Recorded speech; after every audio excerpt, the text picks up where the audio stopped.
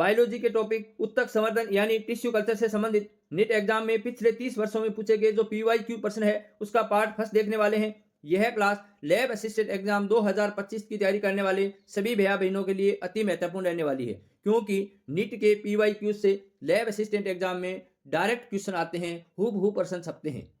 पादपों की दो किस्मों को सम्मिलित करने पर काई संकरण में निम्नलिखित में से किसका युग्मन होता है। ये कहना चाहता है कि पादप की दो नस्लें हैं और उसको हमें क्या करना है, सम्मिलित करना है, एक साथ में लेके आना है, उसमें क्या करना है, संकरण करवाना है, तो किसका युग्मन होगा। तो इसका सही उत्तर होगा प्रोटोप्लास्ट, क्योंकि प्रोटोप्लास्ट का ही संलयन होता है दो कोशिकाओं में।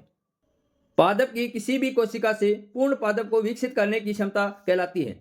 यानी पादपों में एक कोशिका से पूरा पौधा विकसित कर रहे हैं, इस क्षमता को क्या कहा जाता है। तो इसका सही उत्तर होगा पूर्ण सत्ता या टोटिपोटेंसी। सूची फर्स्ट को सेकंड से मिलान करना है। जीव द्रव्य संलयन, तो जीव द्रव्य संलयन पोमेटो में होगा। पादप उत्तक संवर्धन की विशेषता पूर्ण सत्ता टोटिपोटेंसी। मेरिस्टेम संवर्धन ये किया जाता है पौधे के विषाणु मुक्त भाग से।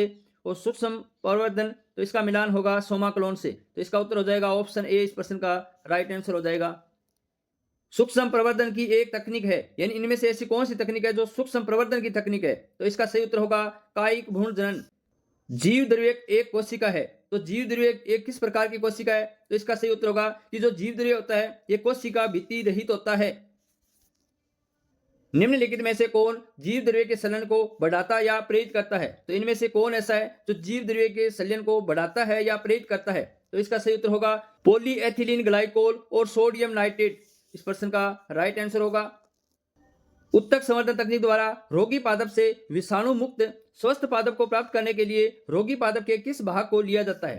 तो ये कहना चाहता है कि एक पौधा है जो विषाणु से ग्रसित है, तो हम उस पौधे के किस भाग को लें उत्तक संवर्धन तकनीक के अंतर्गत, ताकि वह पौधे का भाग विषाणु मुक्त हो। तो इसका सही उत्तर होगा जो पौधा होता है उसका जो शीर्ष या जो अक्ष होता है उसका जो विभेजक भाग होता है, जो शीर्ष का जो भाग होता है वह विषाणु मुक्त भाग होता है। कायिक भ्रूणजनन के बारे में इनमें से कौन सा कथन सत्य नहीं है, यानी कायिक भ्रूणजनन के बारे में गलत कथन कौन सा है वो बताना इनमें से। तो इसका उत्तर होगा लघु बीजाणु द्वारा कायिक भ्रूण विकसित होता है। तो ये गलत कथन है, क्योंकि लघु बीजाणु का निर्माण ही नहीं होता है किसमें, कायिक भ्रूणजनन में। सूक्ष्म प्रवर्धन के लिए विषाणु रहित पौधे बनाने के लिए कौन सा भाग सबसे उपयुक्त होगा। तो सूक्ष्म प्रवर्धन तकनीक के अंतर्गत विषाणु रहित पौधा बनाना है तो पौधे का कौन सा भाग लें। तो पौधे का कौन सा, मेरिस्टेम या विभेद्योतक भाग, क्योंकि ये संक्रमण रहित होता है विषाणु के। आज की क्लास का लास्ट प्रश्न है सोमा क्लोन किसके द्वारा प्राप्त किए जाते हैं। तो सोमा क्लोन को किसके द्वारा प्राप्त किया जाता है, इसका सही उत्तर होगा उत्तक संवर्धन। धन्यवाद।